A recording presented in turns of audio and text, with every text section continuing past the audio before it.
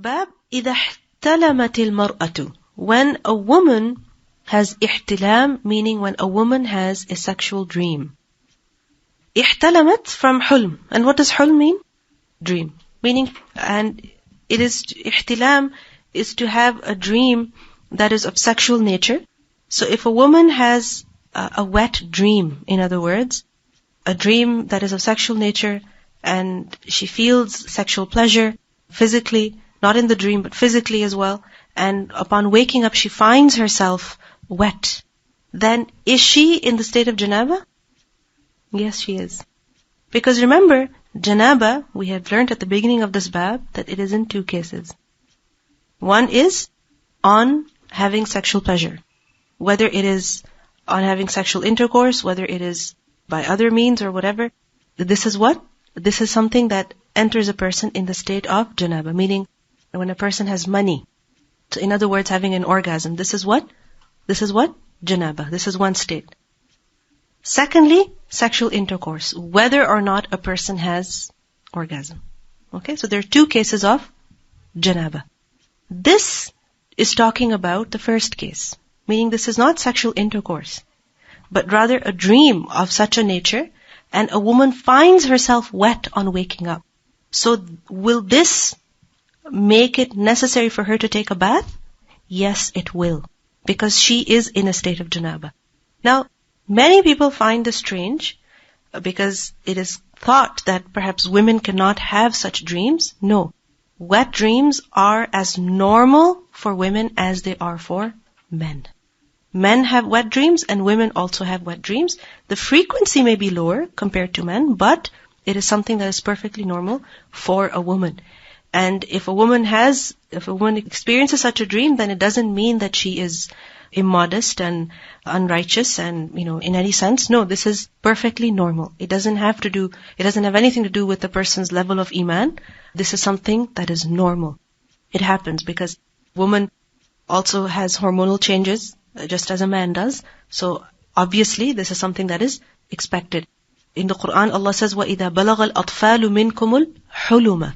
When the children reach al-hulum, and children includes male and female. And this is a sign of puberty, because this happens after the age of puberty. And this is something that Allah has created. And this is something that happens in sleep, in a dream, in sleep. And we know that if something happens during sleep, then a person is not conscious and he is not held accountable for it. The Prophet ﷺ said, the pen has been lifted from three, from the one who is sleeping until he wakes up, from the child until he reaches the age of puberty, and from the one who is insane until he comes to his senses. So if a person is sleeping and they have such an experience, then this is not something that they need to feel guilty about. So when a woman has a wet dream, then she needs to take a bath. حدثنا عبد الله بن يوسف قال أخبرنا مالك عن هشام بن عروة عن أبيه عن زينب بنت أبي سلمة عن أم سلمة أم المؤمنين أنها قالت جاءت سليم. Sulaim, she came. Who was she? امرأة أبي طلحة, the wife of Abu Talha. You remember the story of their marriage? Abu Talha, one of the richest men in Medina. He proposed her and she refused because he was not a Muslim at that time. So he became a Muslim. So she came إلى رسول الله صلى الله عليه وسلم فقالت, and then she said, يا رسول الله, O Messenger of Allah, إن الله لا يستحي من الحق. Indeed, Allah is not shy of the truth. He does not hesitate to state the truth. هل على المرأة, is there on a woman من غسل, any ghusl, إذا هي, when she احتلمت, when she has ihtilam, meaning when she has a wet dream. فقال رسول الله صلى الله عليه وسلم, so he replied, نعم, yes.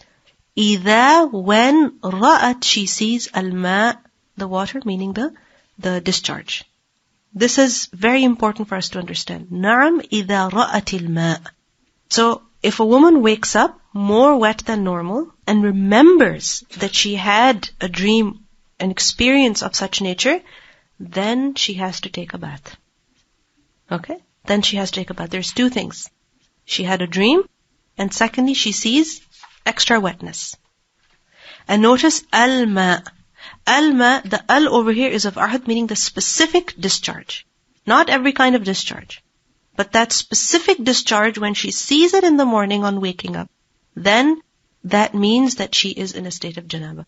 So in other words, a person has to determine what kind of discharge it is before taking any action. Even normally. Just because a woman has discharge does not mean that she needs to take ghusl, she needs to take a bath, she needs to do wudu. No. First, identify what kind of discharge it is. And how do you identify? By going back to its cause, that what caused it. If it was accompanied with sexual pleasure, then what is it? Mani. And that requires a ghusl. If it was not caused by sexual pleasure, but rather sexual arousal, okay, meaning a person's desires were there, then in that case it is only madi. And what has to be done? It has to be washed and wudu needs to be done. And if it came without, any sexual pleasure or sexual arousal, then in that case it is just normal vaginal discharge and it doesn't need to be washed. A woman does not need to make wudu. Alright? Meaning she is clean. That discharge is also clean, and we have discussed this earlier in great detail. So, the Prophet ﷺ specified, Naam idha ra'at al-ma', when she sees the specific discharge, and that was accompanied with sexual pleasure, then she will take a bath.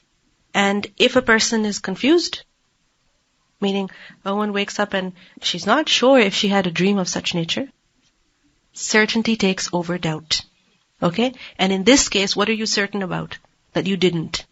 But you are unsure whether it happened or not. So, in other words, when the occurrence of something is doubtful, then its non-occurrence is certain. Remember this principle. We did this in Kitab al-Wudu as well, that when the occurrence of something is doubtful, you're not sure whether it occurred or not, then what is certain? It's non-occurrence. Then you will treat it as if it never happened. What's the evidence of this? The hadith in which the man asked the Prophet ﷺ that he would feel as if he passed wind in his prayers all the time. So the Prophet ﷺ told him, don't worry, unless you hear or you smell. So, when you can be certain, then you take action. When you cannot be certain, then you do not take any action. Then you will treat it as if it does not exist. So, if a woman sees a sexual dream, but she is not sure if she had an orgasm, if she experienced sexual pleasure, then in that case, what should she do? She doesn't need to take a bath. Okay, because even if she finds herself a little more wet than normal, then it just may be madi and not mani.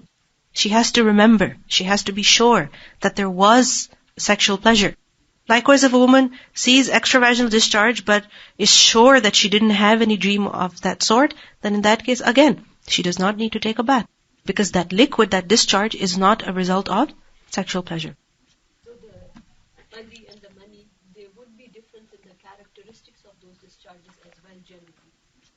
For a man, yes, there will be difference in the characteristics of the discharge, but for a woman, not necessarily, because many women can't tell. There might be the smell, every person knows themselves, so for the characteristics do differ, but for a woman it is more confusing. So then she has to go on thinking that whether or not there was such a dream, there was such an experience. If there was, then it will be considered as mani. If there wasn't, or if she is confused, she's not sure, then it will not be considered as mani.